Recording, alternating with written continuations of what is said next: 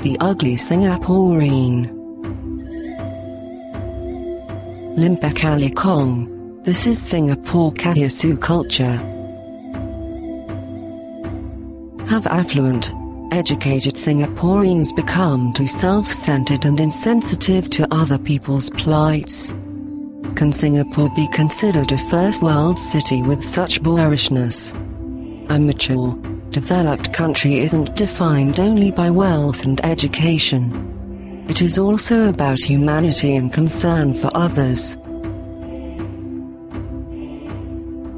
Justifiably or not, the disastrous Sichuan earthquake has sparked off a look here at a Singaporean characteristic that overshadows his economic achievement. It highlighted a trait often attributed to affluent, educated Singaporeans, that they have become too self-centered and insensitive to other people's plights. After years of social campaigns, tales still abound of people rushing for train seats or refusing to give one up to the elderly, ill treatment of maids, littering or inconsiderate driving. Affluent but insensitive? Commuters traveling on the MRT in this full picture. After years of social campaigns, tales still abound of people rushing for train seats or refusing to give one up to the elderly. Many of the offenders are middle class, young and educated, who seem to have little interest in other people's feelings. The Singaporean tourist, instead of lending a helping hand, was fuming about his own safety even after he was safely back home. Typical ugly Singaporean, the sort that makes other people dislike us, totally self-centered, said a foreigner.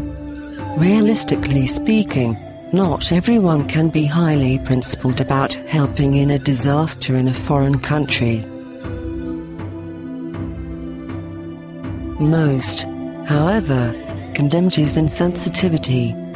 It reflects the overall selfishness and self-centeredness of middle-class Singaporeans, said investor. Singaporean has given their own impression is that they are most selfish and self-centered people in Asia, next only to Hong Kong Jazz. The debate raised the question whether Singapore could be considered a first world city with such boorishness. A mature, developed country isn't defined only by wealth and education. It is also about humanity and concern for others. Several days earlier, a girl who refused to give up a seat, meant for the elderly and the handicapped, to a pregnant woman, called her a bitch because she had stared at her and shook her head. Some blame it on the environment, especially an elitist, each man for himself mentality. There's no such thing as a free lunch is a theme that has been drilled into every child and adult. A whole generation has grown up believing that if Singaporeans get into trouble, they can expect no help from anyone. It may be a good teaching for a small city without resources, but it has also spawned an antithesis. If you can expect no help from others, you also do not need to care for others. Living in a society where only money talks makes all of us less human and less caring. Singaporean is typically an apathetic. The typical Singaporean reaction when they are offered unsolicited help is a suspicious glare. Certainly not encouraging to would-be helpers. The person who has the single biggest influence on how Singaporeans think and behave is Lee Kuan Yew. Many of the current leaders and civil servants, as well as older Singaporeans, emulate him. The Minister Mentor has never been too concerned about his own or Singapore's popularity as much as its interests. Giving charity to countries in need has rarely been its forte. The political elite, followed by and large by the citizenry, takes after Lee's generally no welfare, harshly competitive and unsentimental leadership.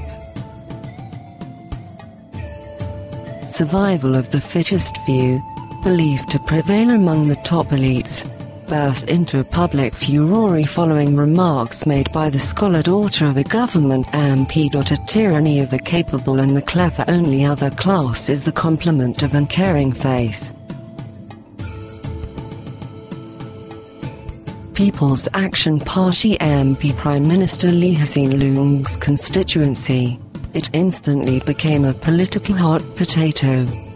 The critics said it reflected a government perception that a class divide was inevitable and may even be necessary to encourage people to strive harder in life. Public should echoing a popular public sentiment, Singaporeans were suffering partly because the government failed to understand their plight.